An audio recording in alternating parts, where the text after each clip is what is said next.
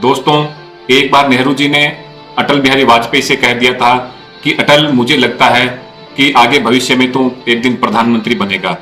इसी बात को लेकर लालू यादव ने क्या कहा, देखिए इस वीडियो में।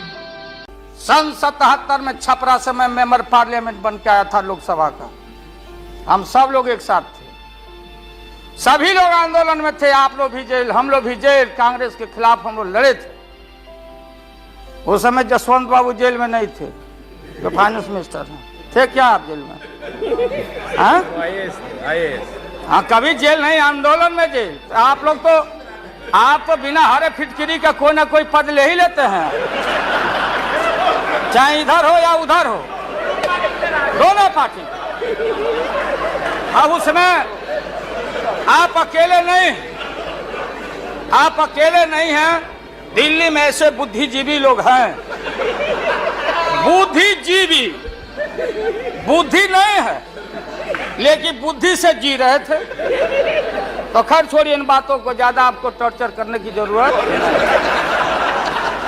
तो महोदय, मैं बताना चाहता था, ये जौहर साहब हैं, अब बैठिए। सन 77 में महोदय हम लोग को दिल्ली समझ में आया नहीं। दिल्ली में हम लोग जब आए, राजनारायण जी, जौहर साहब, चौधरी चरण सिंह जी, हम लोग उसी परिवार के लोग हैं महोदय। चाहे मुलायम सिंह जी हो और कोई हो, या नीतीश जी उधर जो चले गए हैं। हमारे मुंह में सीधे 32 दांत है, उनके पेट में नीतीश के दांत है, जो वहां चले गए।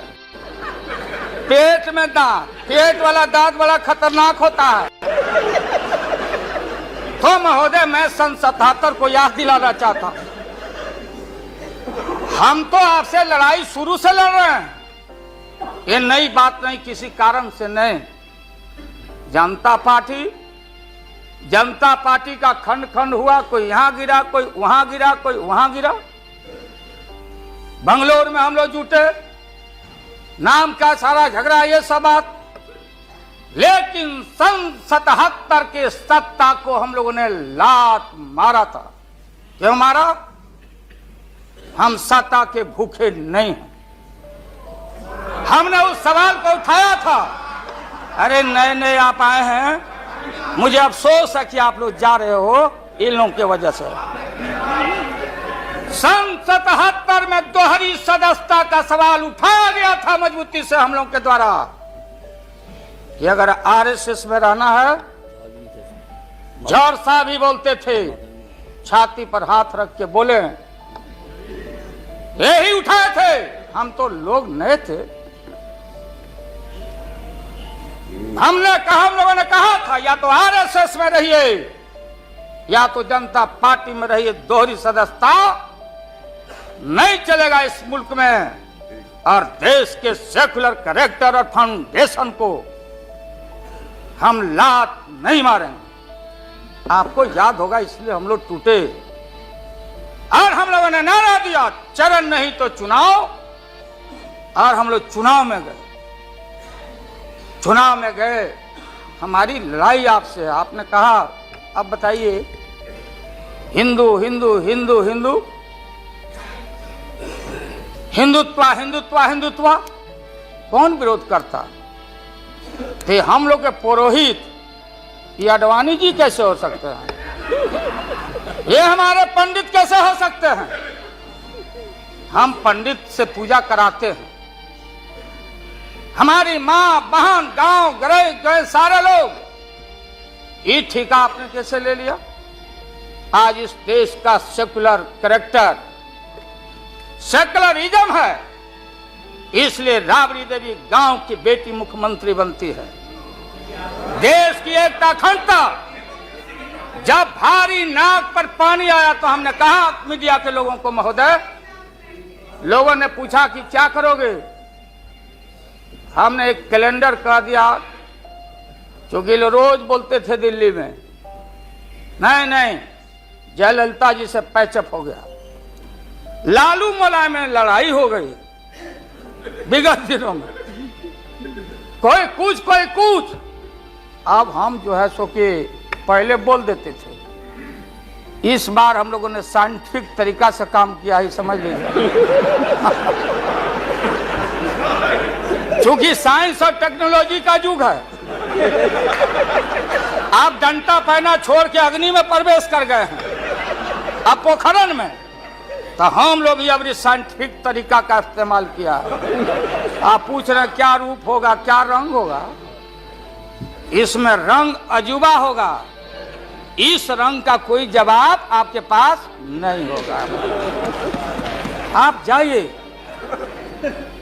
अभी भी मेरा सुझाव है, हालांकि सुझाव देने का हकदार आपके उम्र के आदमी के लिए हम नहीं योग्य समझते, लेकिन आपने कहा था माननीय प्रधानमंत्री जी, पूरे देश के कांग्रेस के लोगों को विन ओवर करने के लिए, सिंपैथी लेने के लिए, कि नेहरू जी ने कहा था कि अटल एक दिन तुम देश का प्रधानमंत्री बनेगा। आपने कहा था, ये लिखा हुआ है रिकॉर्ड में, आपने कहा था। तो आप एक बार नहीं, आप 2 बार हो गए। नेहरू जी तो एक बार बोले, आप हो गए 2 बार। आप तो जान छोड़िए मुल्क का। महोदय, दूसरे का दे दीजिए। महोदय, ये आपने कहा था। अब अपने हम लोगों ने, अब आप हम लोग को पाठ पढ़ाते हैं। अडवाणी जी चले गए उठ के, अडवाणी जी उठ के चले गए, आप हमको पाठ पढ़ाते, हमको शिक्षा देते। जब हमारे आदरणीय जो चोटी के नेता थे मुल्क के नेहरू जी जैसे लोग, लोहिया जी, जयप्रकाश नारायण जी, सारा जो पक्ति के उस समय नेता थे, उन्होंने आपको जरूर आशीर्वाद दिया, और उनके आशीर्वाद से 2 बार आप हो गए। लेकिन अभी जो आपने कार्यक्रम घोषणा किया था इसी हाउस में, जवाहर रोजगार योजना को क्यों मिटा दिया आपने? रीनेम क्यों कर दिया? सारे चीज को कंपाइल क्यों कर दिया? इंदिरा आवास को क्यों आपने रिकंपाइल कर दिया? आप इतिहास को मिटा के और आरएसएस के संस्कृति को देश की जनता पर लालच दिखा के लादना चाहते हैं। इसके लिए